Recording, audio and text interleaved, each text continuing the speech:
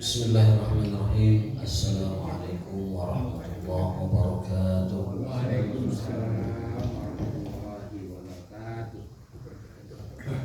Innal hamdalillah nahmaduhu wa nasta'inuhu wa nastaghfiruh wa na'udzu billahi min shururi anfusina wa min sayyiati a'malina may yahdihillahu fala mudilla lahu wa man yudlil fala hadiyalah. Asyhadu an la ilaha illallah wahdahu la syarikalah wa asyhadu anna Muhammadan abduhu wa rasuluhu wa la nabiyya ba'dah.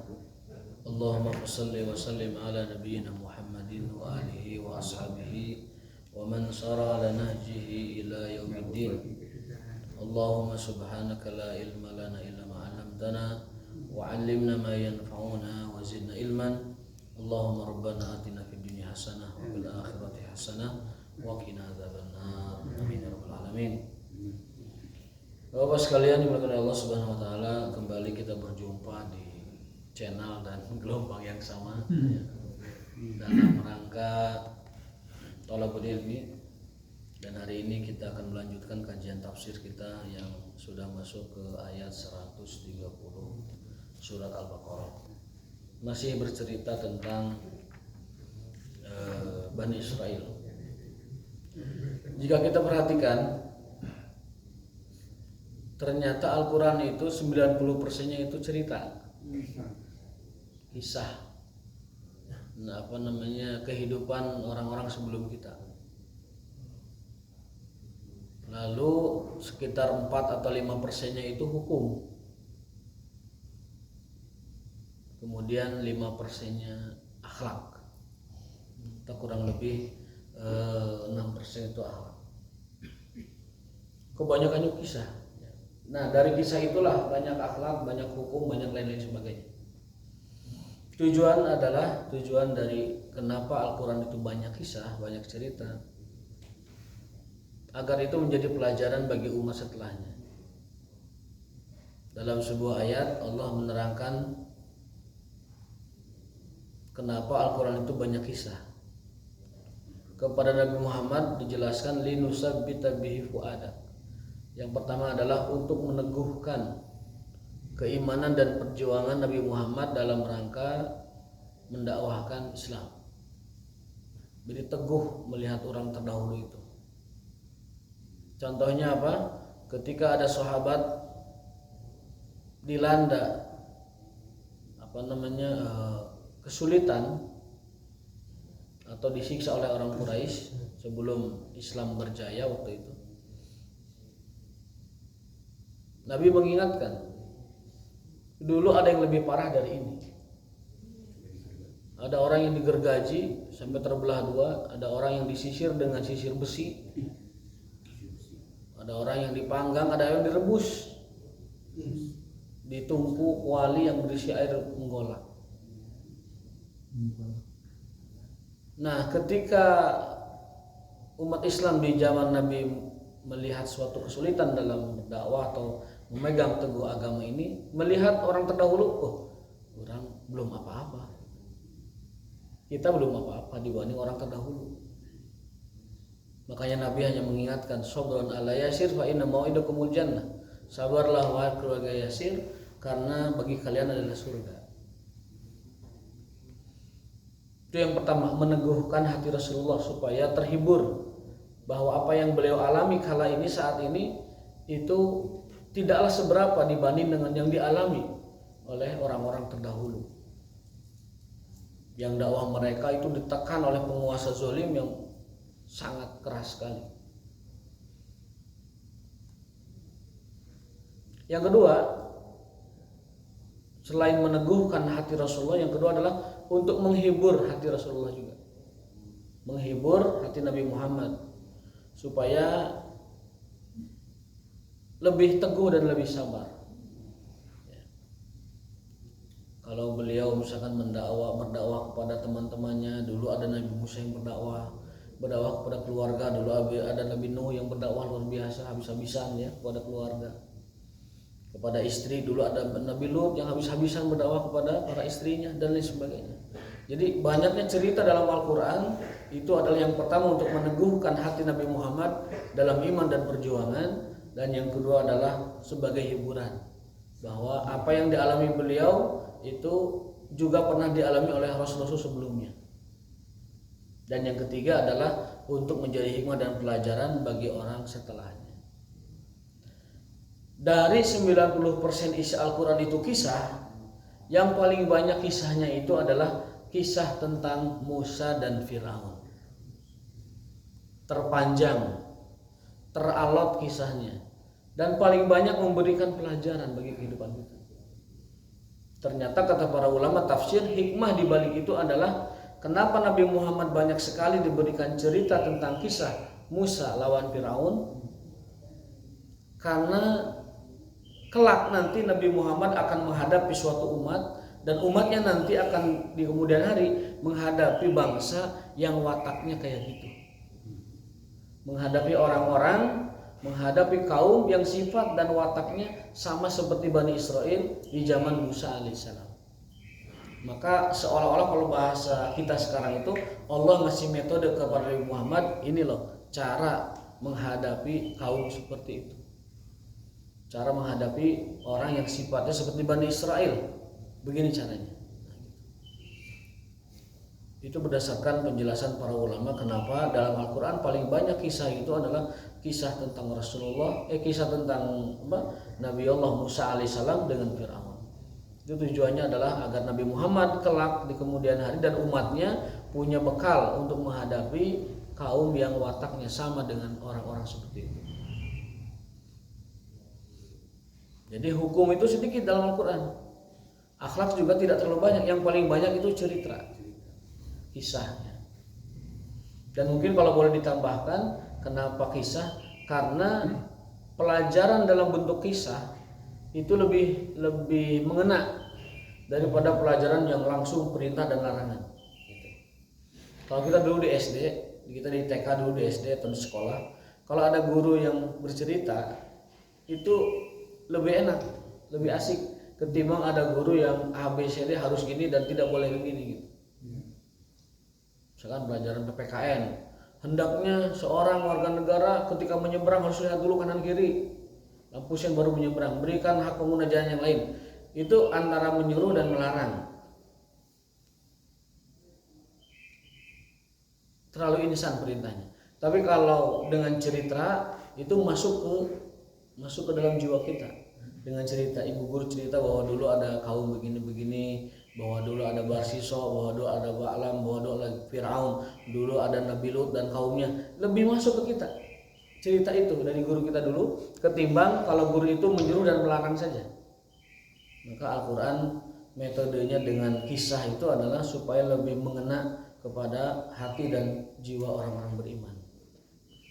Itu hikmah dibalik kenapa Al-Quran banyak sekali cerita dan kisah yang Allah hadirkan kepada kita dan umat Islam pada umumnya, pada Rasulullah dan umat Islam seterusnya. Nah, di antara cerita yang paling panjang dalam Al-Quran adalah cerita tentang kisah Musa dan Firaun. Artinya cerita tentang seorang dai melawan rejim penguasa zalim saat itu. Karena kalau kita lihat dari struktur kenegaraan, Firaun itu negara ideal sebenarnya. Di samping kezalimannya ya, di luar kezalimannya, Firaun itu negara yang kuat, negara yang ideal. Dalam arti kata sangat disegani oleh bangsa-bangsa manapun. Dia punya pemimpin yang sangat kuat, strong leader. Firaun itu strong leader. Dia punya jenderal yang perkasa. Siapa? Haman. Si Haman. Dia punya pengusaha yang duitnya nggak ada serinya. Siapa? Qarun. Qarun itu diceritakan uangnya itu, gudang emasnya itu saking banyaknya, kuncinya tidak bisa dibawa oleh orang. Dia punya banyak gudang emas, kunci-kunci gudang itu tidak kebawa oleh orang, harus pakai onta. Itu pun ontanya bukan satu, sekawanan onta. Dalam ayat A'udzubillahi minasyaitonirrajim, wa inna mafatihahu latanu bil usbah. Usbah itu jama'atul ibil. Usbah itu sekelompok sekawanan onta.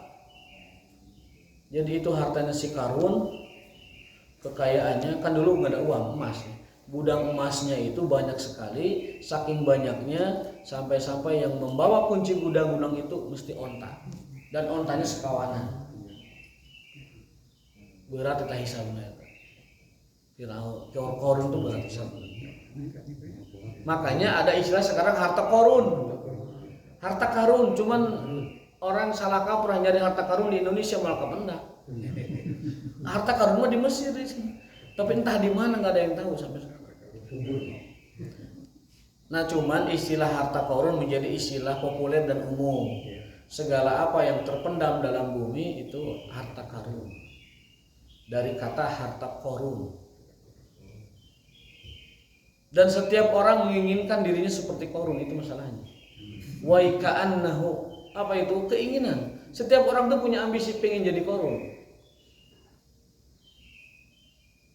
Padahal namun orang mending-mendingan versi akhirat ya mending miskin. Soalnya nuraripun nu mariskin bakal masuk ke surga 500 tahun lebih tiheula daripada orang beunghar. Karena orang miskin mah pariksaan. Dipariksa naon? Mobil detik ada tanya periksaan, rumah tidak punya, kerajaan istana tidak punya, otomatis periksanya itu sebenarnya langsung kayak itu lah, langsung kayak itu, tanya periksaan. Sementara orang kaya kan dari mana hartanya detailnya diperiksa, dari mana dibelanjakan detailnya diperiksa, dari mana dia infakkan detailnya diperiksa. Makanya kata Rasulullah SAW, sabaqah akan mendahului orang-orang fakir 500 tahun masuk surganya daripada orang-orang kaya, karena tadi periksaannya sedikit.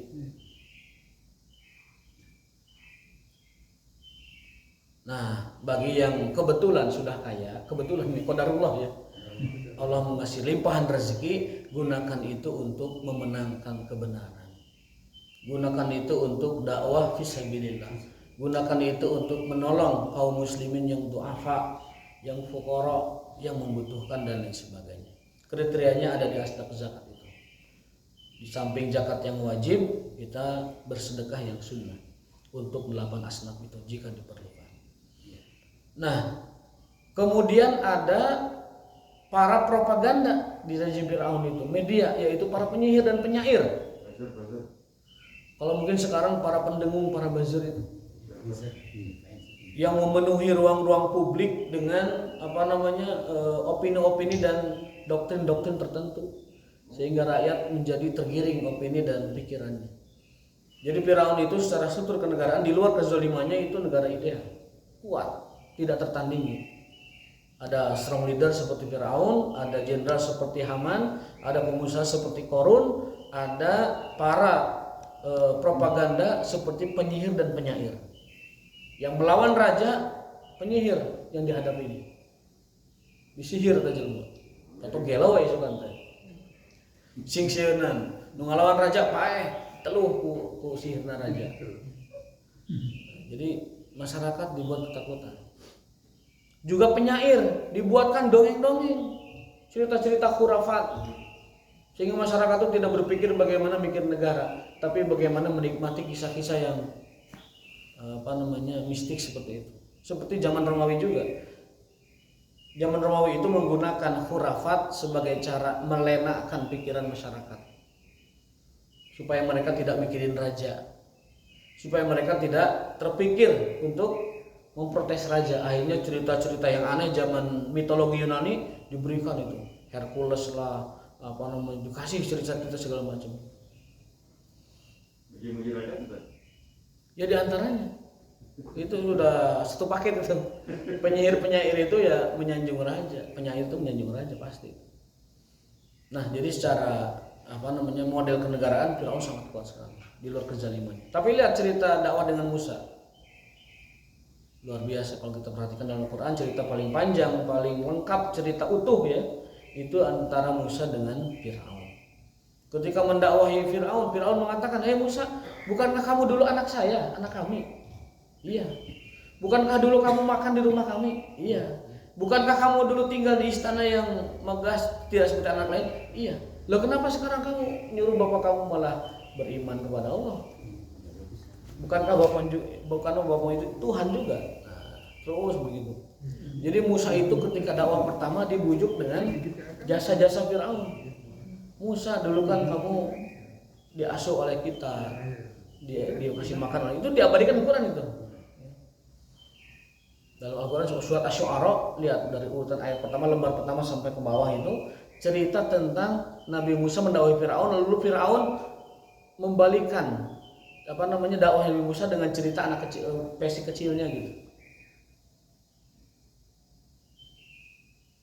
Alam takun fina walidan walabista fi sinin. Ya Musa, bukankah engkau adalah seorang anak yang kami asuh? Bukankah kau tinggal di istana, kami kasih makan? Walabista fi umuri kasinin, beberapa tahun kau tinggal di istanaku. Itu Nabi Musa supaya luluh gitu. Seperti itu. Tapi Nabi Musa karena perintah dari Allah, idza bila fir'aun innahu tagha, Nabi Musa ya sampaikan apa adanya. Sampai ketika Nabi Musa dibujuk oleh Firaun bahwa kamu dulu kecilnya di kita, dikasih makan oleh kita, tinggal di kita segala macam. Kok sekarang kamu begitu sama bapak kamu? Enggak cukup di situ, Firaun mengatakan lagi, bukankah kau lari dari kami ketika kau bunuh seorang pemuda Mesir? Kata Nabi Musa, membunuh orang Mesir itu yang zalim lebih kecil dosanya daripada engkau, hai bapak, membunuh ribuan Bani Israel, bayi-bayinya itu. Wah, debat itu alot. Jadi dari personal, dari ayah ke anak, sampai ke sosial, sampai ke tingkat dakwah kenegaraan, lengkap ceritanya Firaun dengan Musa itu, luar biasa. Jadi itulah kenapa hikmah Allah SWT menghadirkan cerita Firaun dan Musa itu, Musa dengan Firaun itu sangat panjang dan lengkap dibanding cerita yang lain. Dan kita masih ada di surat Al-Baqarah yang ceritanya tidak jauh dari Bani Israel, tetapi episode sekarang itu terkait dengan Ibrahim. A'udzubillahi minasyaitonirrajim. Bismillahirrahmanirrahim. Wa man yarghabu an millati Ibrahim illa man safiha nafsah wa laqad istafainahu fid dunya wa innahu fil akhirati laminas shalihin. Barang siapa yang membenci atau tidak menyukai kepada agama Nabi Ibrahim, maka dia adalah orang yang bodoh. Atau tidaklah orang yang membenci agama Ibrahim kecuali orang bodoh. Jahila qadra nafsi, orang yang bodoh. Walaqad istufainahu, padahal kami telah memilih Ibrahim di dunia dan dia di akhirat nanti adalah termasuk orang-orang yang soleh. Jadi ini penegasan bahwa orang yang membenci agama tauhid hanya orang bodoh. Orang yang membenci tauhid hanya orang bodoh. Yang tidak mengenal jahila, bodoh, qadra nafsihi, tentang kedudukan dirinya. Padahal Allah telah memilih Ibrahim sebagai pilihan di dunianya, itu nabi dan juga orang soleh di akhirat. Idz qala lahu rabbuhu aslim, ketika Allah mengatakan pada Ibrahim aslim, Islamlah gitu ya. Ibrahim mengatakan aslamtu li rabbil alamin. Aku berserah diri kepada Allah Subhanahu wa taala, Tuhan semesta alam. Jadi Nabi Ibrahim ini dikenal sebagai orang yang paling berserah diri dan patuh kepada Allah. Seluruh perintah Allah beliau lakukan, seluruh larangan Allah beliau tinggalkan. Maka demi kepatuhan dan ketaatannya kepada Allah, maka Ibrahim menjadi orang yang disebut dengan istofainahu, orang yang dipilih di dunia dan juga orang yang termasuk orang soleh di akhirat. Nanti kita ambil kesimpulan dari ayat seperti ini. Wa wassa biha Ibrahim, Nabi Ibrahim mewasiatkan kepada anaknya dengan wasiat yang sama, yaitu yang Allah wasiatkan kepada dia. Apa? Aslim. Wasiat Allah kepada Ibrahim, aslim. Wasiat Ibrahim kepada anak-anaknya, aslim.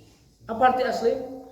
Secara mana umum aslim itu Islam lah, tapi secara lebih dalam artinya berserah dirilah kepada Allah, tunduklah kepada Allah, patuhlah kepada Allah, taatlah kepada Allah. Itu arti asli.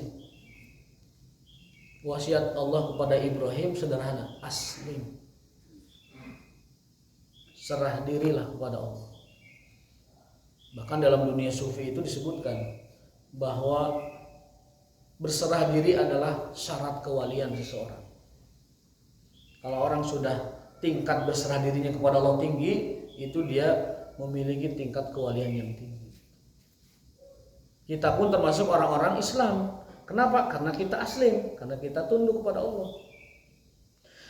Arti Islam itu tunduk. Jadi kalau ada orang nggak tunduk, ya Islamnya tanda tanya. Apalagi ngeganggu Islamnya, nggak ganggu kan terus tunduk. Nah, itu pertanyaan berat tuh. Bukan tunduk pitas ya, tunduk dalam arti yang sebenarnya. Jadi agama Islam itu agama ketundukan. Makanya saya sering sampaikan di mimbar ini. Orang punya adat istiadat, ya. Orang punya tradisi, oke. Orang punya budaya, oke. Orang punya arifan lokal, oke. Kearifan lokal. Tapi ketika dia menerima agama, maka dia wajib tunduk kepada agama yang dia terima. Kan dia berikrar, asyhadu alla ilaha illallah wa anna muhammadan abduhu wa rasuluh. Maka konsekuensinya adalah kita wajib meletakkan dan pasrah kepada agama dibanding dengan itu semua. Itu konsekuensi kita bersahadat. Itu konsekuensi kita bersahadat. Kalau kita sudah menerima suatu agama, maka yang tadi yang ada itu, yang dari manusia itu, mesti di bawah ukurannya apa? Derajat di mana Allah SWT.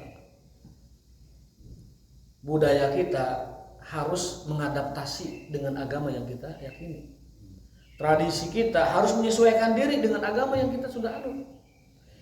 Apalagi local wisdom ataupun apapun lah namanya yang ada pada kehidupan kita harus mengadaptasi dan menyesuaikan diri dengan agama yang sudah kita terima dengan syahadat itu.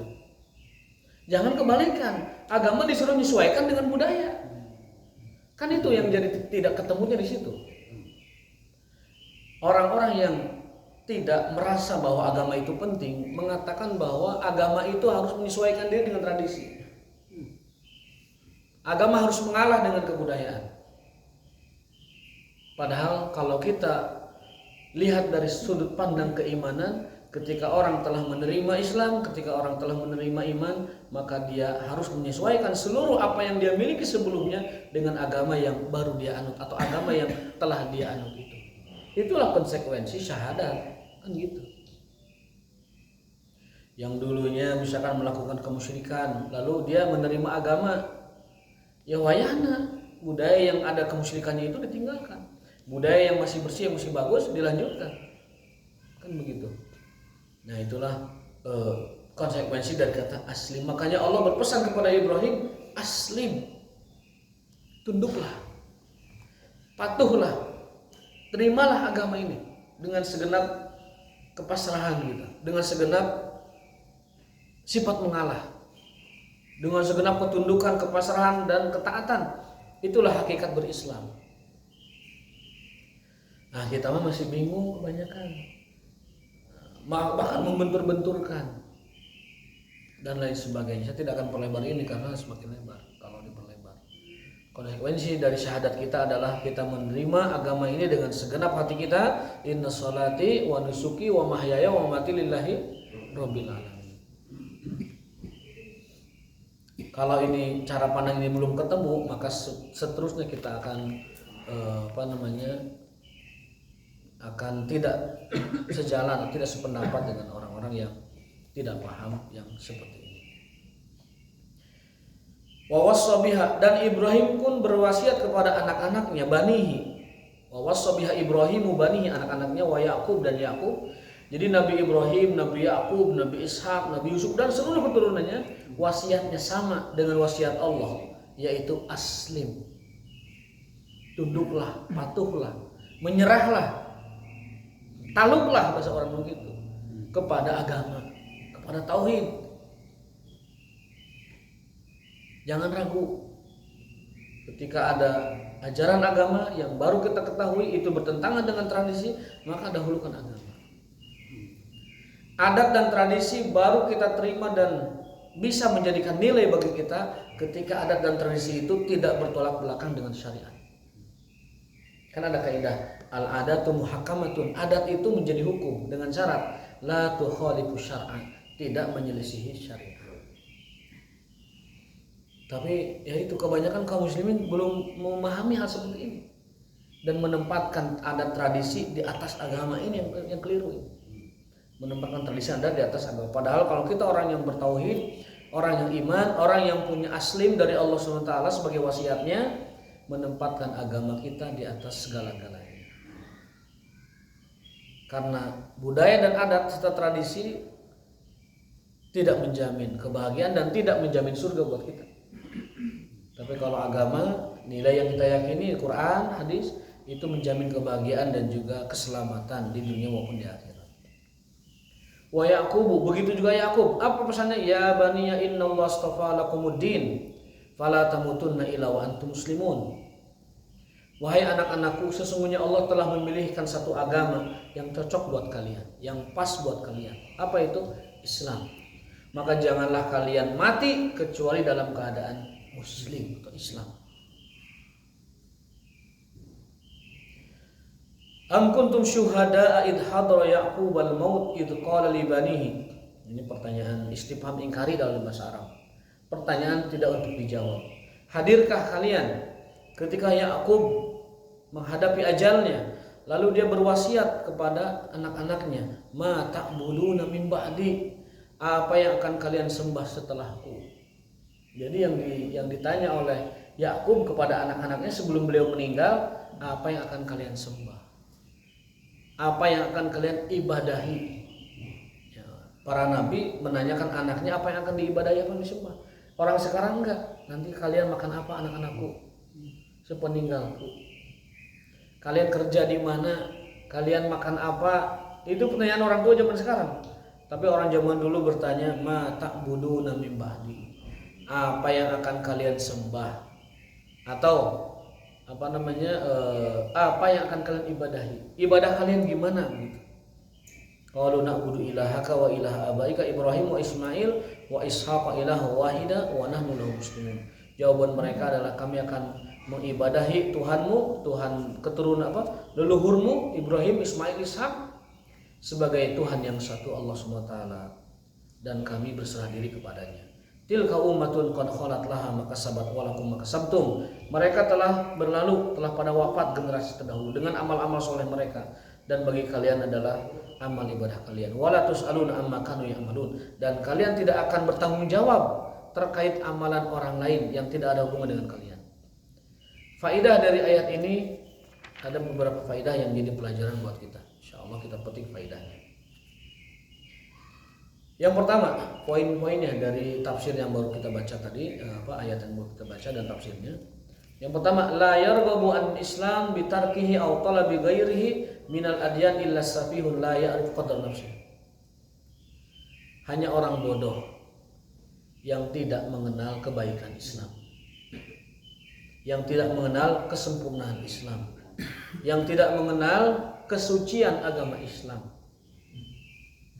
baik dalam syariatnya perintah atau dalam syariatnya larangan, atau dalam ajaran utamanya yaitu tauhid. Sekali lagi, hanya orang safih, orang bodoh yang tidak mengenal kesempurnaan Islam, kebaikan Islam, dan kesucian Islam. Apalagi sampai mengatakan agama adalah musuhnya Pancasila. Nauzubillah min dzalik. Berarti dia tidak tahu kesucian Islam, tidak tahu kesempurnaan Islam, tidak tahu kebersihan Islam, baik dalam larangan, perintah atau lain sebagainya. Padahal dia muslim. Ya, maka versi Al-Quran, orang seperti itu adalah safihun. Apa safih? Safih itu di bawah bodoh. Apa itu di bawah bodoh? Idiot. Hanya orang idiot, hanya orang bodoh yang tidak mengerti kesucian Islam, kesempurnaan Islam, dan juga kebersihan Islam. Karena apa? Ini serius. Kenapa serius?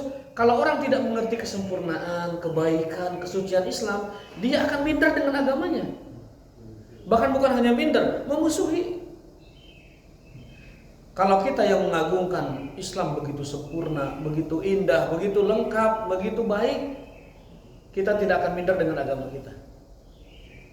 Biarlah orang lain berjaya di dunia, tapi kita berjaya dengan agama kita.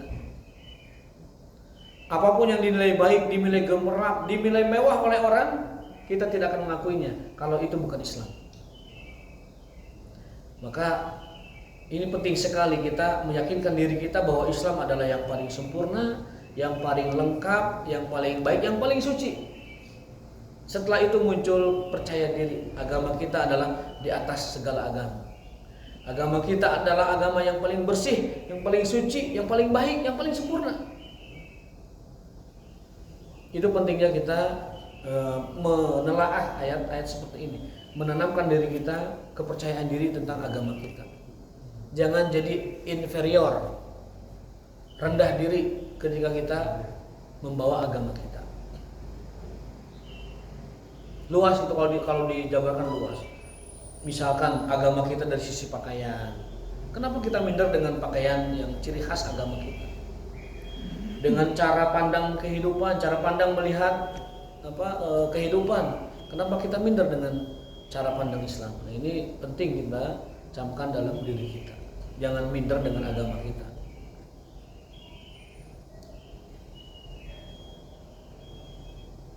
Yang kedua, al-Islamu dinul basyariyati jam'ah.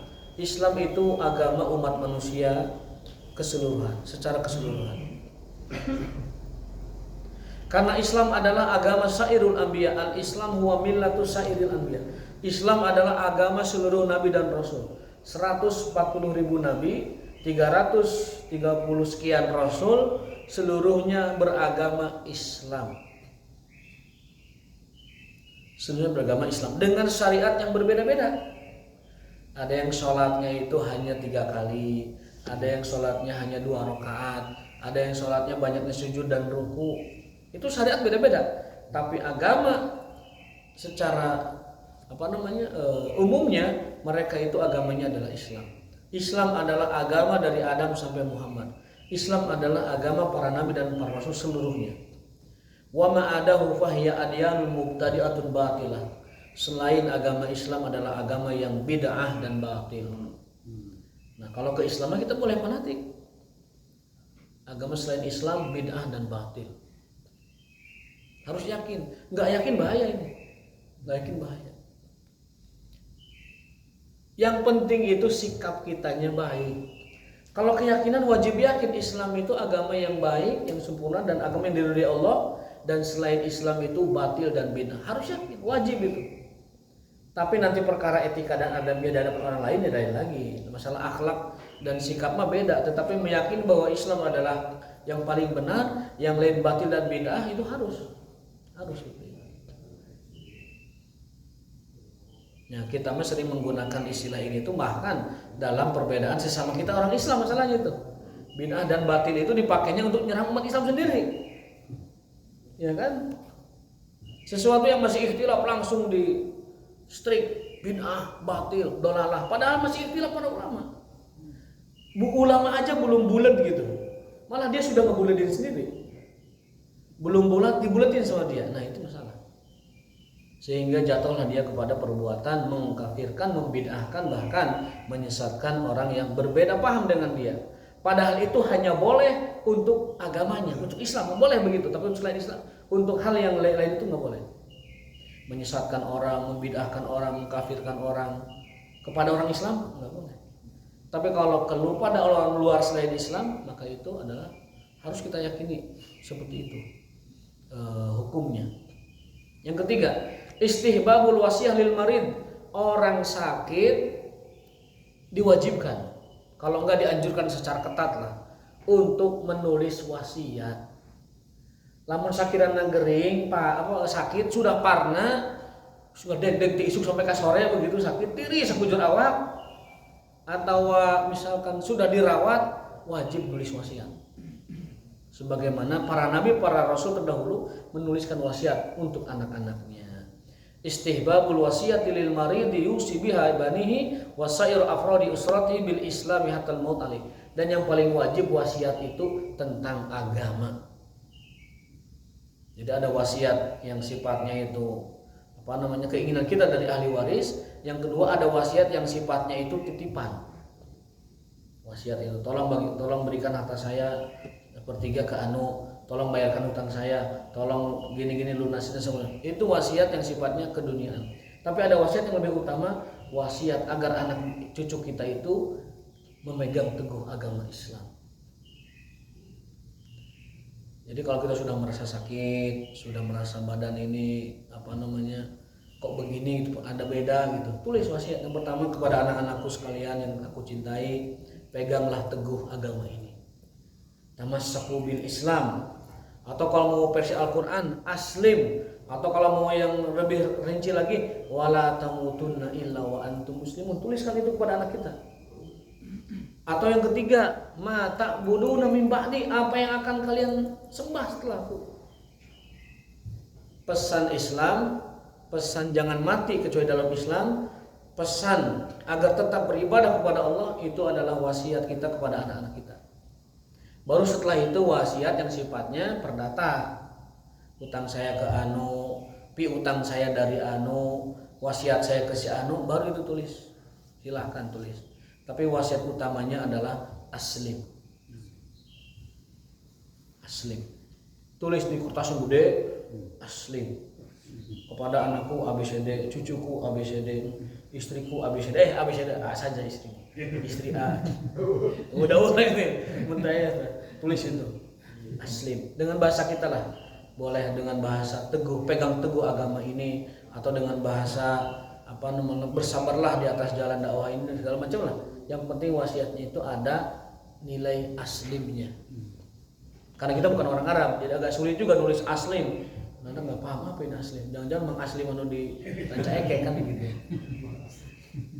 Jadi aslim. Yang keempat, kidbul yahud wa buhtanuhum wa sidqu maqal al-yahud qaum bahtin. Ini tentang bahwa Yahudi itu adalah kaum yang selalu menyebalkan, melanggar dan menyembah. Kaum yang selalu berdusta, lalu kedustaannya itu dilegalisasi oleh aturan. Dia buat aturannya supaya kedustaannya itu menjadi legal. Dia merubah-rubah aturan supaya sesuai dengan keridhoannya. Kemudian menuliskan ayat Allah padahal bukan ayat Allah dan mengatakan ini dari Allah. Kemudian mereka berkhianat kepada agama mereka sendiri. Itu orang Yahudi. Maka disebutkan al-yahud qaum bahtin. Yahudi itu adalah kaum pengkhianat yang menyebalkan. Dusta dan licik ya? Dusta dan licik. Sering berbuat khianat. Yang kelima, yahsunu bil mar'i tarkal i'tizaz bi syarafi shalah al-madin. Dianjurkan seseorang itu untuk meninggalkan berbangga-bangga dengan kemuliaan orang-orang terdahulu. Ya. Wal iqbal ala nafsi bi tazkiyatiha wa tathhiriha, karena itu merupakan perbuatan ahli kitab. Nabi Muhammad SAW diperintahkan oleh orang Yahudi, kunuhu dan au nasara tahtadu. Muhammad, masuklah kamu ke dalam Yahudi, masuklah kamu ke dalam Nasrani, tahtadu, maka kamu akan dapat petunjuk hidayah. Nah ini kebanggaan orang Yahudi seperti itu, orang Nasrani dibantah oleh Quran. Jadi orang Yahudi, orang Nasrani itu sering membanggakan diri kepada Nabi Muhammad. Muhammad, masuklah Yahudi, masuklah Nasrani, nanti kamu dapat petunjuk. Gitu. Nabi Muhammad disuruh jawabnya gini, bal millata Ibrahim hanifa. Kata Nabi Muhammad, aku mengikuti agama nenek moyangku Ibrahim. Jadi berbangga dengan nenek moyang, asal mereka memang orang baik dan orang tauhid, itu boleh. Ketika Nabi Muhammad disuruh masuk Kristen, ketika Nabi Muhammad disuruh masuk Yahudi, jawabannya apa? Bal millata Ibrahim. Aku ikut agama nenek moyangku Ibrahim.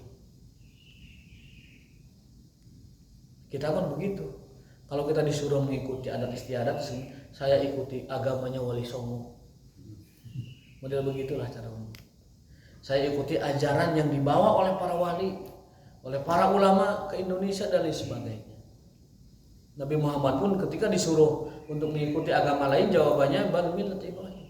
Aku mengikuti agama moyangku Ibrahim alaihissalam. Wa ma kana minal musyrikin, karena dia tidak pernah berbuat musyrik.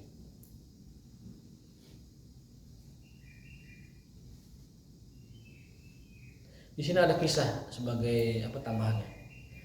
Zakar Ibnu Katsir menceritakan dari Ibn Ishaq, dari Ibnu Ishaq riwayatnya dari Abdullah bin Surya al-A'war al-Yahudi, bahwasanya Abdullah bin Surya al-A'war al-Yahudi, orang Yahudi yang buta, berkata kepada Rasulullah SAW. Jadi ada orang Yahudi buta yang berkata kepada Nabi Muhammad, mal huda illa ma nahnu alaih. Wahai Muhammad, kebenaran itu ada pada kami, kata orang Yahudi itu.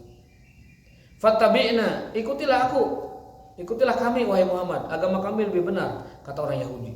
Tadi nanti kamu dapat petunjuk. Bayangkan orang Yahudi udah buta, udah Yahudi, nyuruh Nabi Muhammad masuk Yahudi gitu. Padahal Nabi Muhammad sedang mendakwahkan Islam, kan begitu. Waqalatin Nasara, datang lagi orang Nasrani mengatakan hal yang sama.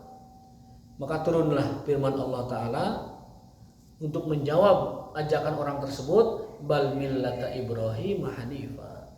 Aku mengikuti agama Nabi Ibrahim yang lebih hanif, yang lebih lurus. Wa ma kana minal musyrikin. Itu penjelasannya.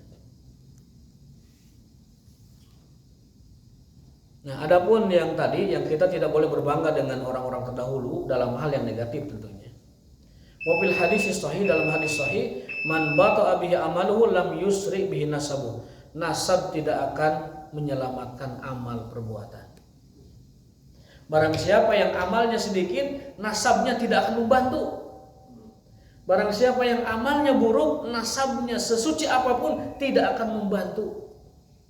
Man bata'a bihi amaluhu, ini hadis sahih, lam yusra bihi nasabuh. Orang yang amalnya kurang, nasabnya sama sekali tidak akan membantu. Jadi orang tidak akan dimasukkan ke dalam surga karena nasabnya sama sekali. Dan orang tidak akan memperoleh derajat solehin, muttaqin dengan nasabnya, tapi dengan amalnya. Dengan hadis Nabi SAW, barang siapa yang amalnya sedikit, maka nasabnya tidak akan membantunya. Mudah-mudahan Allah Subhanahu wa taala memberikan kita petunjuk, memberikan kita hidayah, memberikan kita keteguhan dalam beragama Islam ini, memberikan tambahan keyakinan bahwa kita berislam sudah benar, bahwa kita yakin dengan kebenaran Islam dan tidak punya sedikit pun inferior atau rendah diri di hadapan agama-agama lain. Wallahu ta'ala bisawab, wa ma taufiquna illa billah. Subhanakallahumma wa bihamdika asyhadu an la ilaha illa anta astaghfiruka wa atubu ilaik. Wassalamualaikum warahmatullahi wabarakatuh.